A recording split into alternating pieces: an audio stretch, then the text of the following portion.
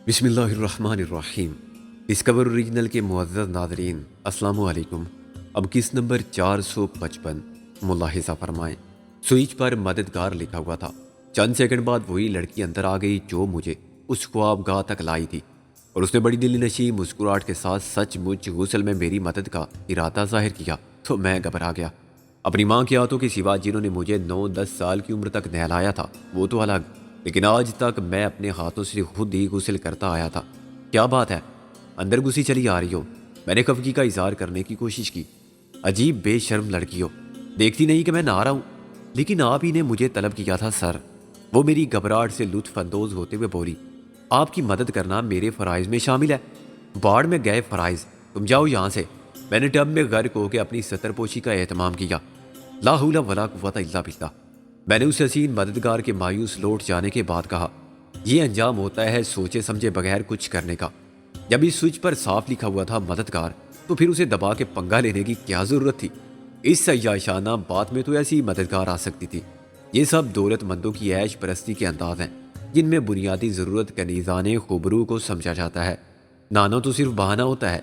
इस ख्याल की तस्दीक मेरे चारों तरफ दीवारों पर मोहित आईने भी करते थे, जिसमें 2 हों तो 8 नजर आते हैं, और अकेला आदमी भी एक अमाम वाले मुहावरे पर गौर करने पर मजबूर हो जाता है। आधे घंटे तक मैंने स्टीम बात लिया और जिस्म की सारी थकन को खुशबूदार झाग से भरे हुए गर्म पानी के टब में धो डाला। ड्रेसिंग रूम में हर साइज हर ज़रूरत के लिए मर्दाना जनाना कपड़े मौजूद थे। मैंने समंदर के पानी में भीगे हुए कपड़े वहीं छोड़े।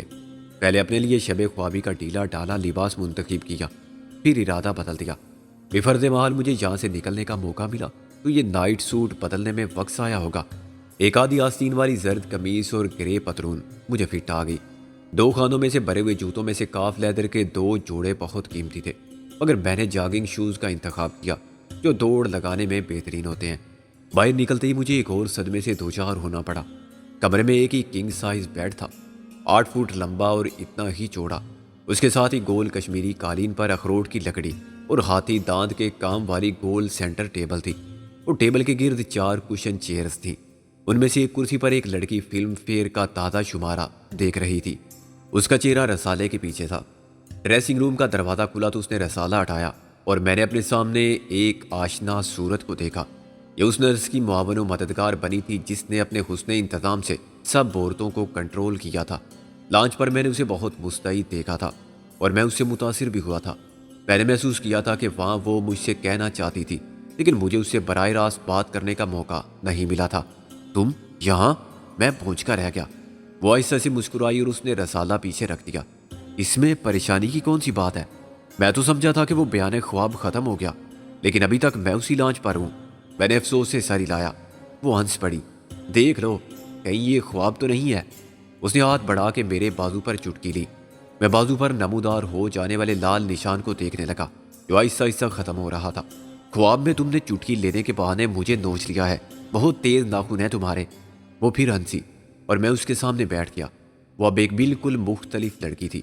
उसने मैरून कलर की जॉर्जेट की साड़ी बांध रखी थी और ऐसा ब्लाउज पहन रखा था जो किसी माहिर फन दर्दी ने उसके जिस्म की एक एक शिकन और खम को जहन में रख के सिया था और उसके भरपूर बदन को रेशमी कपड़े के सांचे में डाल दिया था। मैं तुम्हारा शुक्रिया अदा करने आई हूँ कि तुमने मुझे बचा लिया, वो पलकें झुका के बोली, वरना मालूम नहीं क्या होता जो सबके साथ होता। मैंने कहा, और मुझे तो बताया गया है कि मैंने जग मारी। गलती की टांग अड़ा के होगा अब वही जो पहले होना था उन सब के साथ। मैं सिर्फ अपनी बात कर रही हूँ, वो बोली। दूसरों के लिए मैं कुछ नहीं कर सकती, लेकिन जो कुछ तुमने किया उसे गलती नहीं कहा जा सकता।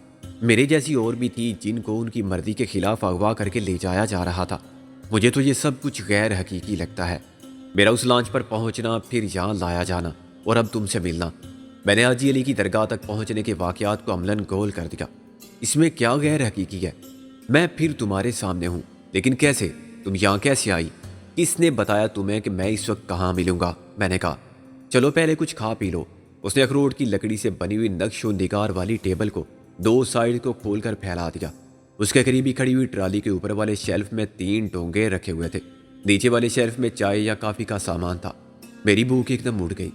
अभी तुम्हें देकर, मैंने कहा, इसे इब्तदाई इश्क की तमहीद मत समझना। क्यों, मैं इस काबिल नहीं हूँ क्या? वो मुस्कुराई।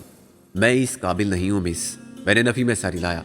कमला, कमला, वो बोली, और मैंने उसके शानों पर फैले हुए बालों में चंपा के ताज़ा फूलों की खुशबू को सूंघा। चंपा की कार ने सामने से उन बालों को रोक लिया था। कमला का रंग सांवला था, मगर जब मैंने उसे पहली बार देखा था तो वो एक परेशान हाल और बेजान सी लड़की थी। यहाँ वो बहुत निखरी हुई उजली उजली लग रही थी। उसका सांवला रंग पुरकशिश गंदमी हो गया था और उसके चेहरे की शादाबी ने उसके हुस्न को जिला बख्श दी थी। मैं सिर्फ चाय पीऊँगा और बिस्किट भी खा लूँगा तुम्हारे इसरार पर, मैंने कहा। लेकिन मिस कमला, क्या तुम मुझे बता सकती हो कि ये सब क्या है? मैं किस तलीसम खाने में हूँ? मेरे साथ पेश आने वाले वाक़यात ऐसा गोरख धंधा है जिसे समझने की कोशिश में मेरा दिमाग ख़राब होने लगा है। सबसे पहले तुम मुझे ये बताओ कि तुम यहाँ क्या कर रही हो? देखते नहीं चाय बना रही हूँ तुम्हारे लिए, वो बोली। मैंने अपना सर पकड़ लिया। कमला देवी, मैंने तुमको उस लांच पर देखा था। अब अचानक आधी रात को तुम यहाँ कैसे नाजिल हो गई? नाजिल होना क्या मानी? मैं रहती हूँ यहाँ। चीनी, जितनी तुम्हारा दिल चाहे डाल दो और फिर अपनी बात का मतलब समझाओ। क्या तुम भी इस छोटे मोटे गंजे मशीनी इंसान की एक कनीज हो? क्या तुमको भी मेरी खिदमत पर मामूर किया गया है, उसकी तरह जो बाथरूम में आ गई थी मुझे नहलाने के लिए? हद हो गई, वो हंसी। बिन बुलाए तो कोई नहीं आता। तुम जो आई हो, मैंने कहा। तुम कौन हो आखिर? मैं उसकी बेटी हूँ जिसे तुमने छोटा मोटा गंजा मशीनी इंसान कहा है, उसकी सबसे छोटी और इकलौती बेटी। ओह, मैंने सर खुजा के कहा। मैं अपने अल्फाज वापस लेता हूँ। वैसे मेरे लिए बहुत मुश्किल है इस बात का यकीन करना कि वो तुम्हारा बाप हो सकता है। क्या तुम्हारी माँ बहुत हसीन थी? हाँ, उसने चाय बना के कप मेरे सामने रख दिया। वो वाकई बहुत हसीन थी। इतनी हसीन ना होती तो मिस्टर त्रिवेणी की कैसे बीवी बनती? सेक्रेटरी ही रहती। वो हसीन ही नहीं, इंतहाई ज़हीन भी थी। चुनाचे उसने त्रिवेणी जैसे जिन को काबू में कर लिया। उसकी पहली बीवी का पत्ता साफ किया और वो सब कुछ अपने कब्जे में कर लिया जो त्रिवेणी का था। उसने एक सर दाबारी और बस क्या? बस ये कि जो उसने एक औरत के साथ किया था वो दूसरी औरत ने मेरी माँ के साथ किया। ये सिलसिला अभी जारी है, लेकिन मैं महफूज हूँ। पहली बीवी के 2 बेटे थे, वो भी बच गए थे, जो मेरे सौतीले भाई हैं, मगर सगे भाइयों से अच्छे हैं। मिस्टर त्रिवेणी और क्या करते हैं बीवियाँ बदलने के अलावा? पुरानी बीवियों का वो क्या करते हैं बाय दी वे? मुझे नहीं मालूम, वो खला में देखते हुए बोली। शायद किसी को भी नहीं मालूम होगा वो क्या काम करते हैं। ये जानने की कोशिश मत करना, कोई फ़ायदा नहीं होगा तुम्हें। नुकसान क्या होगा? नुकसान उठाने की ज़रूरत ही क्या है? आज रात तुम यहाँ हो, कल कहाँ जाओगे इसकी फ़िक्र करो। क्या मैं अपनी मर्ज़ी से कहीं जा सकता हूँ? मैंने मायूसी से कहा। मेरे चारों तरफ शिकारी हैं, मेरी जान के तलबगार। अगर ये मेरे इख्तियार की बात होती तो मैं रात भी यहाँ ना गुजारता। अच्छा, ये चाय पी लो फिर चलते हैं, उसने कहा। चाय का कप मेरे हाथ से छूट गया। क्या ये मुमकिन है? उसने हैरानी से नीचे पड़े हुए कप को देखा। जब मैंने तुम्हें लांच पर देखा था तो तुम बहुत मुख्तलिफ आदमी थे, फौलादी असाब, हैरत अंगेज हौसला रखने वाले। अब क्या हो गया तुमको? आई एम सॉरी, एक कप चाय और बना दो मुझे, मैंने कहा और एक गहरी सांस लेकर अपने आप को पुरसुकून रखने की कोशिश की। दरअसल तुम्हारा यूं आना और फिर ये कहना कि मैं कहीं भी जाने के लिए आज़ाद हूँ, ये सब मेरे लिए इंतहाई गैर मुतवक्के और बेहद ड्रामाई है। मैं बेहद परेशान था और बहुत मायूस भी था। तुम्हारे डैडी ने जो बातें की थी मुझसे, वो सब मैंने सुन ली हैं, वो बोली। कमाल की लड़की हो तुम भी, अपने बाप से भी 2 हाथ आगे, मैंने कहा। तुमने कहाँ से सुनी वो सब गुफ्तगू? यहाँ जो कुछ कहा जाता है किसी भी जगह वो सुना जा सकता है। दीवारों के कान होते हैं ना, यहाँ भी हैं। दीवारों के अंदर और छत में खुफिया माइक्रोफोन नस्ब हैं। अंदर ही अंदर तारों का एक जाल सा फैला हुआ है और इस पेचीदा निज़ाम की मदद से कोई शख्स जो इस निज़ाम को समझता हो सारे टेप सुन सकता है। ये देख सकता है कि कहाँ पर क्या हो रहा है। अंदर बाहर हर जगह कैमरे नस्ब हैं, लेकिन देखने और सुनने के लिए डैडी के इस कमरे में जाना पड़ता है जहाँ परिंदा पर नहीं मार सकता, मगर तुम जा सकती हो। मैं परिंदा तो नहीं हूं ना, बेटी हूं उनकी। वो हंस पड़ी। फिर मैं भी छुप कर जाती हूँ, बहाने बहाने। डैडी समझते हैं मैं बहुत बोली बल्कि अहमक हूँ। मुझे कुछ मालूम नहीं है और मैं उनके चक्करों को समझ नहीं सकती। अमूमन वालदैन इस गलत फहमी में मारे जाते हैं कि बच्चों को क्या पता, आखिर हम उनके बाप हैं, मगर होता उल्टा है। बच्चे भी लाकर बाप बन के दिखाते हैं। हर नस्ल अपनी पिछली नस्ल से बहुत आगे रहती है। मैं उनको मना तो नहीं कर सकती कि जो कुछ वो कर रहे हैं क्यों कर रहे हैं, और अब क्या ज़रूरत है जबकि इतनी दौलत के अंबार लग चुके हैं। मगर मैं सब जानती हूँ कि ये दौलत कहाँ से आती है और कैसे आती है। मैं भगवान से प्रार्थना करती रहती हूँ कि इनकी रक्षा करें। क्या भगवान ऐसे लोगों की रक्षा करते हैं? मैंने कहा। मालूम नहीं, ये भगवान ही जाने, वो गड़बड़ा के बोली। प्रार्थना से दिल को शांति तो मिल जाती है। मैंने तुमको देख भी लिया था। उस वक्त मैं डैडी के कमरे में थी। उनके बेड के सराने एक कैबिनेट है। उसकी खास चाबी है जो सिर्फ डैडी के पास रहती है, मगर मैंने एक दिन उसकी डुप्लीकेट बनवा ली थी। अगर डैडी अचानक आ जाते तो क्या होता? अचानक वो कैसे आ सकते थे?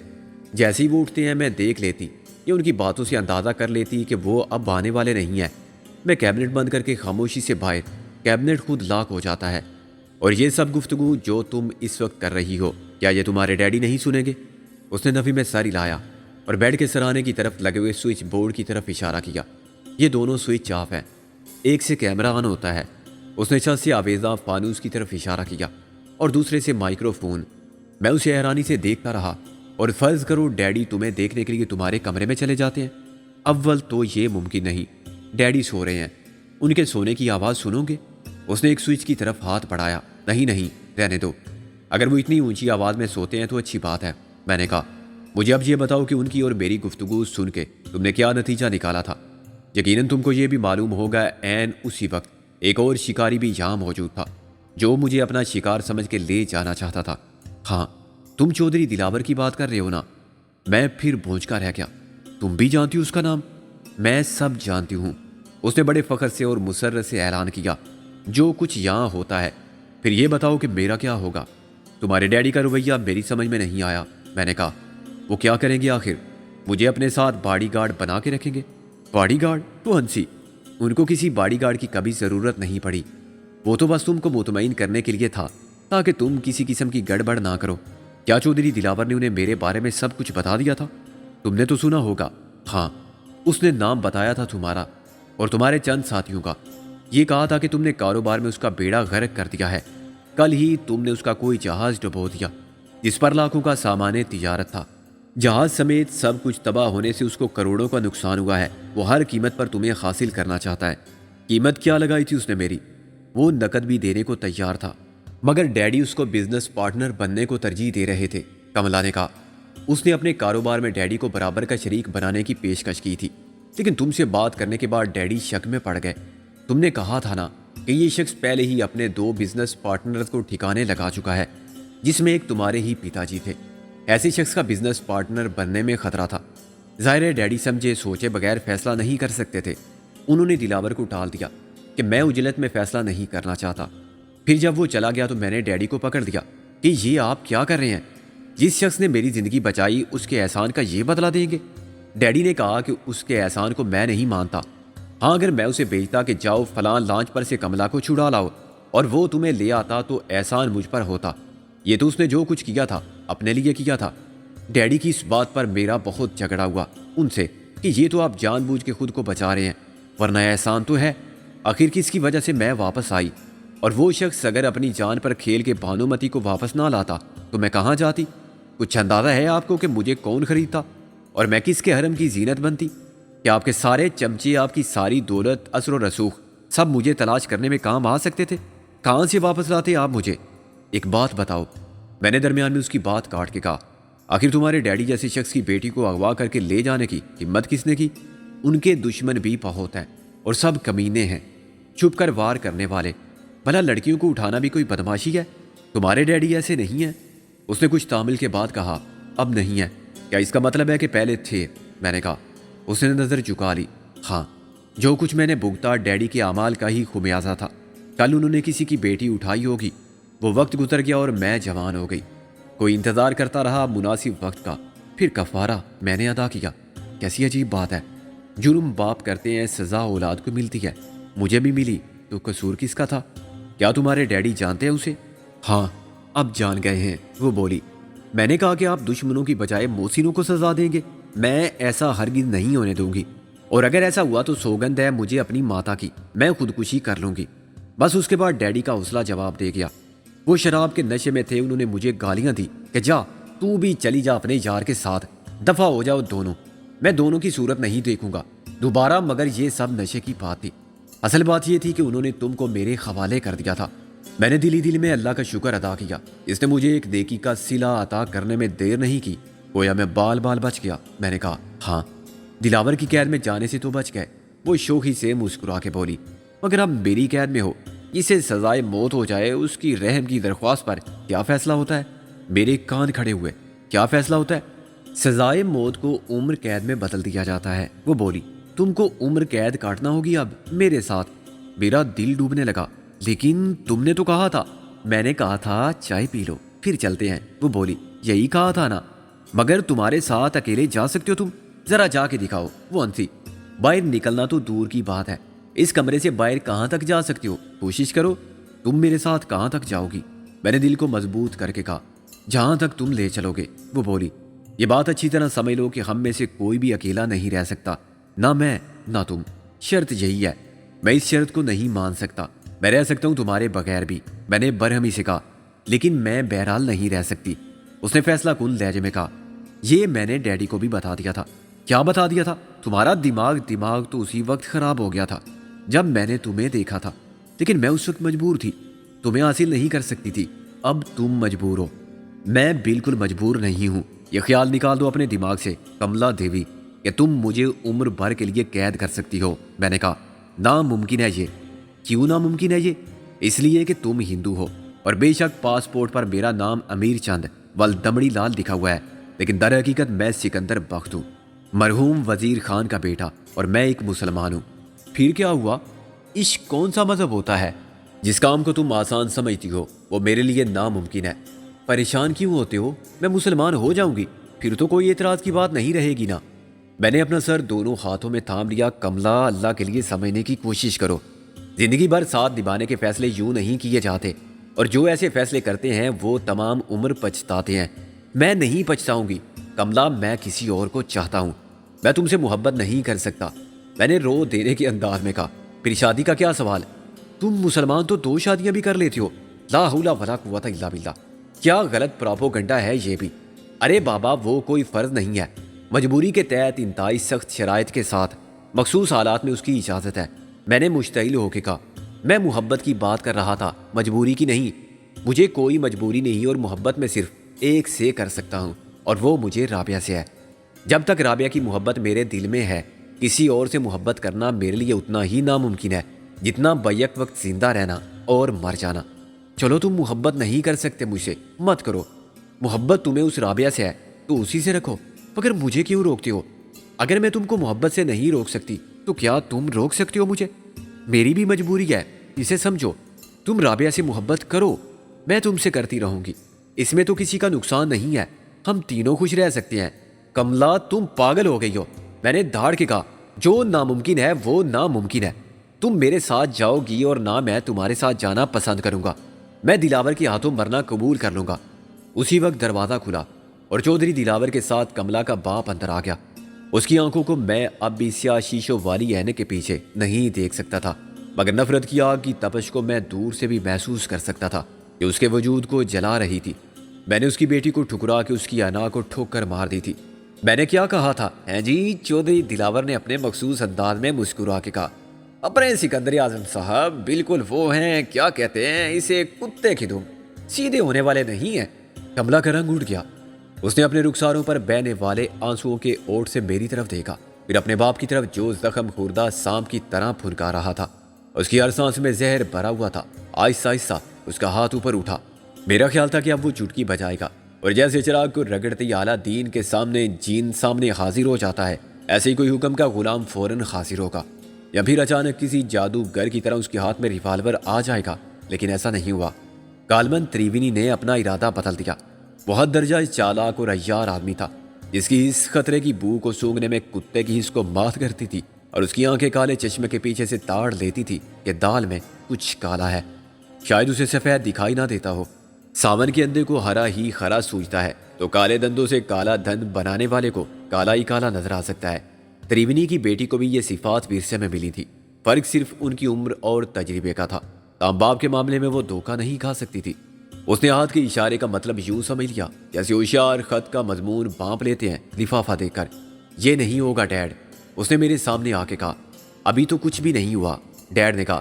مجھے آپ کی نیت پر شک پہلے بھی تھا، آپ مجھے ٹریپ کے طور پر استعمال کرنا چاہتے تھے، تم خود ٹریپ ہو جاؤ گی، یہ معلوم نہیں تھا مجھے۔ اس نے کہا، یو آر اے فول، آپ اس شخص کو کیوں لائے ہیں یہاں؟